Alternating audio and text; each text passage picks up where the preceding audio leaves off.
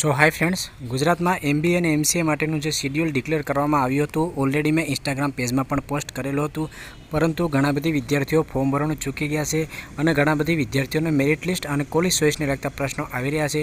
તો આજે એના પર આપણે ચર્ચા કરવાના છીએ. અહીંયા તમે જે પણ જોઈ શકો છો એ તમારું પ્રોવિઝનલ શેડ્યુલ છે વર્ષ 2024-25 માટેનું ACPC દ્વારા જાહેર કરવામાં આવ્યું હતું, જેમાં MBA અને MCA બંને કોર્સ છે તે આવી જાય છે. તો ફોર્મ ભરવા માટેની જે છેલ્લી તારીખ છે 11 જુલાઈ હતી. 11 જુલાઈ સુધી તમે ફોર્મ ફિલિંગ છે તે કરી શકતા હતા. હવે ઘણા બધી વિદ્યાર્થીઓના પ્રશ્ન આવ્યા હતા કે સર ફોર્મમાં મારે થોડીક મિસ્ટેક થઈ ગઈ છે, તો સુધારો કરવો છે તો ક્યારે ચાલુ થશે, અથવા તો મારે ડોક્યુમેન્ટ અપલોડ કરવાનું પણ બાકી રહી ગયું છે અને બીજા કરેક્શન કોઈને કરવાના હોય તો એના માટે 20 જુલાઈ છે એનો એ જે તારીખ છે એનો સમય છે એ આપવામાં આવશે. એટલે કે 20 જુલાઈના દિવસે તમારે મોડિફિકેશન કરવું હોય, ડોક્યુમેન્ટ અપલોડ કરવું હોય કે કરેક્શન કરવું હોય તો 20 જુલાઈના દિવસે તમે કરી શકશો. ત્યાર પછી જે તમારું પ્રોવિઝનલ મેરિટ લિસ્ટ છે કે જે ACPCની વેબસાઇટમાં અપલોડ કરવામાં આવશે ત્યારે પણ હું તમને લોકોને ઇન્સ્ટાગ્રામ પેજમાં અપડેટ છે કરી દઈશ.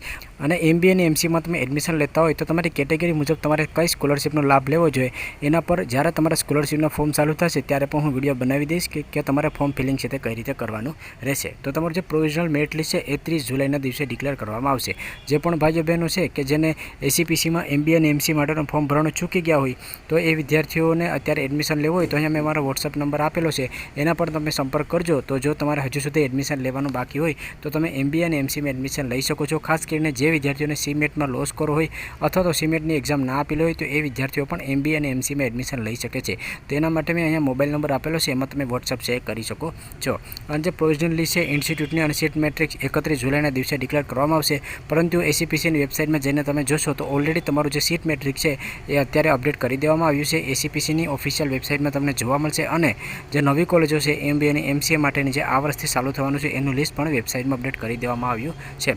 જે તમારી ફિલિંગ ચોઇસ માટેની છે એટલે કે મોક રાઉન્ડને લગતી જે તમારી કોલેજ પસંદગી છે એ 2 ઓગસ્ટથી લઈ અને 5 ઓગસ્ટ સુધી ચાલશે. એ તમારો મોક રાઉન્ડ રહેશે, જે તમારો પ્રેક્ટિસ રાઉન્ડ રહેશે. અને જે પણ તમે કોલેજ પસંદગી કરી છે એનું રિઝલ્ટ છે એ 7 ઓગસ્ટના દિવસે ડિક્લેર કરવામાં આવશે. ત્યાર પછી ફરીથી જો કોઈ કોલેજ છે એમાં મંજૂરી મળે અથવા તો મંજૂરી ના મળે અથવા નવી કોઈ કોલેજ એડ થાય તો એનું જે પ્રોવિઝનલ મેરિટ લિસ્ટ છે અને સીટ મેટ્રિક્સ છે એ ફરીથી 8 ઓગસ્ટના દિવસે ડિક્લેર છે તે કરવામાં આવશે. ત્યાર પછી જે પણ પ્રોવિઝનલ મેરિટ લિસ્ટ ડિક્લેર કરવામાં આવશે રાઉન્ડ 1 માટેનું એ પણ 8 ઓગસ્ટના દિવસે ડિક્લેર કરવામાં આવશે. જે તમારો ઓરિજિનલ રાઉન્ડ છે કે જે રાઉન્ડમાં તમે કોલેજ પસંદગી કરશો એ મુજબ તમને કોલેજ મળશે અને તમારે પ્રવેશ મંજૂર હોય તો તમારે ફી ભરવાની છે અને કોલેજ કન્ફર્મ કરવાની છે.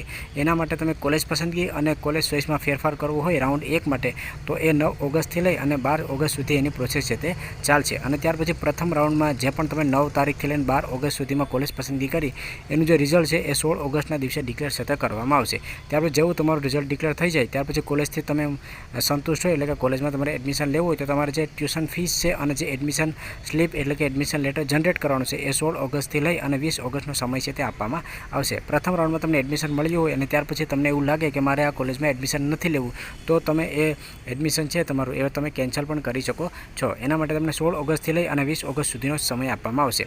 જે તમારી કોલેજ છે MBA અને MCA માટેની એ 22 ઓગસ્ટથી ચાલુ થઈ જશે.